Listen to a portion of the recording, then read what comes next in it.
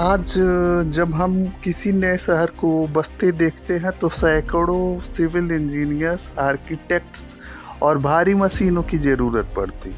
लेकिन ज़रा सोचिए, आज से 4500 साल पहले जब दुनिया के ज़्यादातर हिस्सों में लोग गुफाओं और कच्चे झोपड़ियों में रहते थे, तब भारत की धरती पर एक ऐसा शहर बन रहा था जो आज के न्यूयॉर्क और चंडीगढ़ को भी मात देता है। एक ऐसा शहर जहां 90 डिग्री एंगल पर कटी सड़कें थी, हर घर में टॉयलेट और वेल वेंटिलेटेड कमरे थे और ज़मीन के नीचे ढका हुआ ड्रेनेज सिस्टम था। जी हाँ, हम बात कर रहे हैं मोहनजोदाड़ो की। बिना कंक्रीट, बिना कंप्यूटर और बिना किसी आधुनिक मशीन के सिंधु घाटी के लोगों ने यह कैसे मुमकिन किया? आइए इस वीडियो में हड़प्पा सभ्यता की उस टेक्नोलॉजी को डिकोड करते हैं जो आज के इंजीनियर्स को भी हैरान कर देती। पहला, परफेक्ट ग्रिड सिस्टम और ऑटो क्लीनिंग सड़कें। तकनीक जो थी, मोहनजोदाड़ो की सड़कें जो हैं बिल्कुल सीधी उत्तर से दक्षिण और पूरब से पश्चिम की ओर 19 डिग्री के कोण पर काटती थी। अब इंजीनियर्स का भी कमाल था इसमें, क्योंकि शहर की गलियों का एंगल इस तरह डिजाइन किया गया था कि जब भी हवा चले तो हवा का प्राकृतिक बहाव ही गलियों से धूल और कचरा उठाकर शहर के बाहर फेंकते। यानी 4500 साल पहले उन्होंने नेचुरल एयर स्वीपिंग तकनीक विकसित कर ली थी। दुनिया का पहला एडवांस अंडरग्राउंड ड्रेनेज यानी नाली सिस्टम तकनीक। हर घर का गंदा पानी एक छोटी नाली के जरिए गली की मुख्य नाली में जाता था। गली की नाली जो है वो सड़कों के नीचे बनी बड़ी ढकी हुई नालियों से जुड़ती थी। इस इंजीनियर का कमाल, पानी का रिसाव रोकने के लिए ईंटों की जोड़ पर जिप्सम और चूने का लेप लगाया गया था। दूसरा, नालियों के बीचों बीच में सम होल यानी कचरा जमा होने वाले गड्ढे बनाए गए थे ताकि ठोस कचरा नीचे बैठ जाए और सिर्फ पानी आगे बहे। जगह जगह मेन होल थे ताकि सफाई आसानी से हो सके, बिल्कुल आज के आधुनिक शहरों की तरह। थर्ड, द ग्रेट बाथ और दुनिया की पहली वाटर प्रूफिंग तकनीक।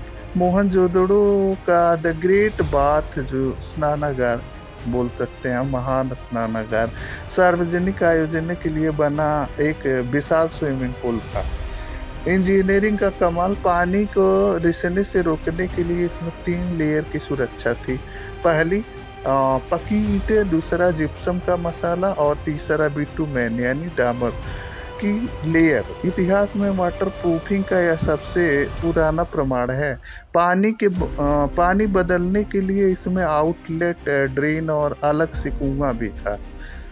चौथा, यूनिवर्सल ब्रिक स्टैंडर्डाइजेशन यानी ईंटों का पैमाना जो था तकनीक थी। इसमें पूरे सिंधु सरस्वती क्षेत्रों में यानी हजारों किलोमीटर के दायरे में मिली ईंटों का आकार और अनुपात बिल्कुल एक समान था। इंजीनियरों का कमाल था, ईंटों का अनुपात जो था 1:2:4 यानी मोटाई, चौड़ाई और लंबाई इन तीनों में होता था। इन्हें भट्ठी में पकाया जाता था यानी बेक्ड ब्रिक्स, जिससे उसकी लाइफ जो है हजारों साल हो गई। आज भी मॉडर्न कंस्ट्रक्शन में यही ईंट अनुपात सबसे मजबूत माना जाता है। पांचवा, प्राचीन एयर कंडीशनिंग और प्राइवेसी आर्किटेक्चर तकनीक जो थी। मकान की बनावट जो है बेहद वैज्ञानिक थी। घर के मुख्य दरवाजे सीधे मुख्य सड़क पर न खुलकर पीछे की छोटी गलियों में खुलते थे। अब इसमें इंजीनियरों का कमाल क्या था, इससे सड़क का शोर जो है और धूल जो है घर के अंदर नहीं आती थी। 2 मंजिला मकानों की दीवारें काफी मोटी बनाई जाती थी और खिड़कियां ऊंचाई पर होती थी, जिससे बाहर की गर्म हवा अंदर आते आते ठंडी हो जाती थी। यह प्राचीन काल का नेचुरल एयर कंडीशनिंग सिस्टम था। छठवां, सटीक नापतोल यानी स्टैंडर्ड वेट एंड मेजर्स। इसकी तकनीक थी। यहाँ से चर्ट पत्थर के बने हुए बाट और बाट के सेट मिलते हैं जो बाइनरी और डेसिमल सिस्टम यानी 1 2 4 8 16 32 एग्जाम्पल ये डेसिमल सिस्टम जो है बाइनरी नंबर में, और 10, 20, 100 वही मतलब डेसिमल जो सिस्टम था वो बाइनरी पर आधारित था। ठीक, इंजीनियरों का कमाल यह था कि यह साबित करता है कि उनका जो व्यापार और इंजीनियरिंग जो था बिना किसी तौल की गड़बड़ी के बेहद सटीक गणितीय गणनाओं पर चलती थी। इसके अलावा जो इसका कंक्लूजन या आउटरो था वो बोलते हैं तो सोचिए जिस दौर में दुनिया के बाकी हिस्सों में सभ्यता का नामो निशान नहीं था, उस दौर में भारत के पास एक ऐसी नागरिक व्यवस्था थी जहां पर हर नागरिक की स्वास्थ्य, सफाई और सुरक्षा का ध्यान रखा जाता था। अफसोस की बात यह है कि बिना किसी युद्ध के प्राकृतिक बदलाव के कारण यह महान सभ्यता जो है इतिहास के पन्नों में खो गई। लेकिन इनकी बनाई टेक्नोलॉजी आज भी आधुनिक सिविल इंजीनियरों को राह दिखाती है।